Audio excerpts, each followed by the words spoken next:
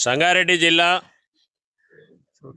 చౌటకూరు మండలంలో ఉన్నటువంటి శివంపేట గ్రామంలో ఉన్నటువంటి సిబిఎల్ బీర్ ఫ్యాక్టరీ యాజమాన్యం వాళ్ళు ఇవాళ వారం రోజుల నుంచి ఇక్కడ ఉత్పత్తులు ఆపేశారు.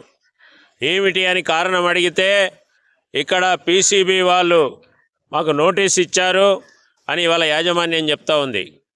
మరి ఆ రకంగా కాలుష్య నియంత్రణ మండలి వాళ్ళు ఎందుకు నోటీస్ ఇచ్చారో మేము వివరాల్లోకి వెళితే మరి ఇక్కడ నీళ్ళన్నీ పంపులు పెట్టి తోడి పక్కనున్న మంజరా నదిలో పోస్తున్నారని చెప్పేసేది ఆరోపణ. మరి మేము వాస్తవాలు ఏంటిదో కూడా ఇక్కడ కార్మికులము, మేము ఈ కంపెనీలోనే పనిచేస్తున్నాం. ఇక్కడ వ్యర్థ కాలుష్య నీళ్ళు ఎక్కడొస్తాయో మాకు తెలుసు. కానీ ఈరోజు ఆ పంపులు పెట్టి ఏవైతే నీళ్లు బయటికి ఇస్తున్నారో మరి అవన్నీ కూడా వర్షపు నీళ్లు అనేది వాళ్ళ యాజమాన్యం వాళ్ళు చెప్తున్నారు. అదే సరైందని చెప్పి మేము కూడా అనుకుంటున్నాం. ఎందుకంటే ఇక్కడ ఆల్రెడీ మేనేజ్మెంట్ వాళ్ళు చుట్టూ గోడలు కట్టేసి నీళ్ళు ఏవి బయటికి పోకుండా మరి జాగ్రత్తలు తీసుకున్నారు. సీసీ కెమెరాలు ఉన్నాయి ఇక్కడ. మరి కాలుష్య నియంత్రణ మండలి వాళ్ళు అన్ని పరిశీలన చేయాలి.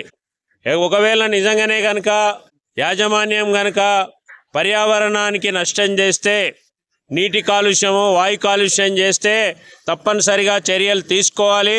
మాది సిఐటియు సంఘము, జాతీయ కార్మిక సంఘము, మేము పర్యావరణ హితం కోసం కొట్లాడుతున్నటువంటి వాళ్ళం. కానీ వాళ్ళ వేరే కారణాలతోటి కొంతమంది వ్యక్తులు వాళ్ళ వ్యక్తిగత స్వార్థ ప్రయోజనాల కోసం, ఒక మాటలో చెప్పాలంటే బ్లాక్ మెయిలింగ్ పద్ధతులలో వ్యవహారం నడిపితే ఇలా బలైపోయేది కార్మికులు. ఇవాళ సామెత ఉంది, ఆవులు కొట్లాడుకుంటే కాళ్ళు ఇరిగేది దూడలకు అని చెప్పి. ఇవాళ మేము బలహీనంగా వర్గాలకు సంబంధించిన వాళ్ళం. అందులో ఈరోజు వందల మంది కాంట్రాక్ట్ కార్మికులం.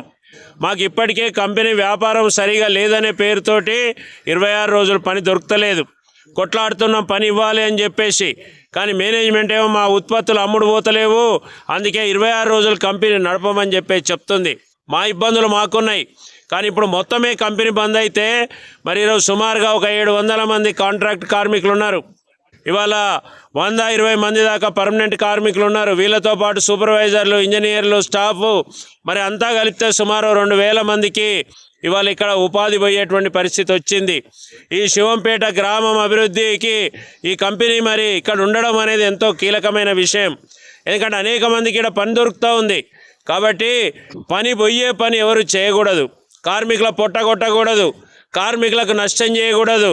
ఇవాళ మీకేమైనా వేరే లావాదేవీలు ఉంటే యాజమాన్యంతో మాట్లాడుకోవాలి తప్ప ఈరోజు ఈ రకమైనటువంటి నోటీసులు, ఫిర్యాదులు ఇవ్వడం వల్ల ఈరోజు కంపెనీ ఉత్పత్తి ఆగిపోతే ఇవాళ బాధపడుతున్నది, నష్టపోతున్నది కార్మిక వర్గం. అందుకే మేము ప్రభుత్వ యంత్రాంగాన్ని కూడా కోరుతున్నాం, మీరు నిష్పక్షపాతంగా విచారణ జరపండి. ఒకవేళ ఎక్కడైనా కాలుష్యం జరిగితే అరికట్టండి, చర్యలు తీసుకోండి చట్ట ప్రకారంగా. దానికి ఎవరం కూడా ఇబ్బంది పడేది ఏం లేదు. కానీ ఈరోజు మరి ఎవరో నోటీస్ ఇస్తే వెంటనే ఇక్కడ మరి డిపార్ట్మెంట్ కూడా ఆలోచించకుండా ముందుకు రావడం వల్ల, యాజమాన్యం ఉత్పత్తులు ఆపేయడం వల్ల పెద్ద నష్టం జరుగుతూ ఉంది. ఈ విషయాన్ని కూడా మానవతా కోణంలో అధికార యంత్రాంగం పరిశీలించి కార్మికులకు కూడా న్యాయం చేయాలని చెప్పేసి మేము కోరుతున్నాం. అట్లాగే యాజమాన్యానికి చెప్తున్నాం, మీరేమన్నా ఉంటే అది చట్ట ప్రకారం తేల్చుకోండి.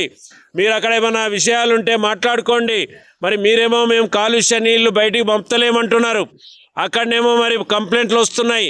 ఆ విషయం ఏదో మీరు చట్ట ప్రకారంగా తేల్చుకోవాలి తప్ప కంపెనీ ఆపేయడము, మరి ఆపేయమని మీకు ఎవరు నోటీసులు ఇచ్చారు? పీసీబీ వాళ్ళు ఇచ్చారా నోటీసు? ఇవన్నీ కూడా పరిశీలన చేయాలి. ఒకవేళ నోటీసు వస్తే సమాధానం రాయండి, మేము చర్యలు తీసుకుంటామని చెప్పండి. కానీ కంపెనీ ఉత్పత్తి ఆపేసి కార్మికులను బయటికి పంపిస్తే ఇవాళ కాంట్రాక్ట్ కార్మికులకు పని పోతే, జీవనోపాధి పోతే పెద్ద ఎత్తున మా కుటుంబాలు రోడ్ల పడే పరిస్థితి వస్తుంది. కాబట్టి మేము జిల్లా కలెక్టర్ గారిని కూడా కోరుతున్నాం, పీసీబీ డిపార్ట్మెంట్ వారిని కూడా కోరుతున్నాం, మరి మీరు కూడా నిష్పక్షపాతంగా ఇక్కడ ఏం జరుగుతుందో మీరు పరిశీలన చేయండి. కార్మికుల యొక్క ఉద్యోగ భద్రత కూడా ముఖ్యమైందే. మీరు అనేక పరిశ్రమల్ని ఈ రాష్ట్రానికి రావాలని ప్రభుత్వం చెప్తుంది. కానీ ఉన్న పరిశ్రమను మూసేస్తే 2000 ఉద్యోగాలు పోతే మరి ఇది ప్రభుత్వ విధానమా? ఇది కూడా మరి ఆలోచన చేయాలి. అందుకని ఈరోజు కలెక్టర్ కానీ అట్లాగే కాలుష్య నియంత్రణ మండలి వాళ్ళు కానీ నిష్పక్షపాతంగా వ్యవహరించాలని చెప్పేసి మేము కోరుతూ మరి ఇక్కడ ఉత్పత్తి జరగడానికి అందరూ కూడా సహకరించాలని కోరుతున్నాం. యాజమాన్యం కూడా వెంటనే ఉత్పత్తి ప్రారంభించి కార్మికులకు పని కల్పించి వాళ్ళ జీతాలు పోకుండా చూడాలని చెప్పి CITU యూనియన్గా మేము యాజమాన్యాన్ని కోరుతా ఉన్నాం.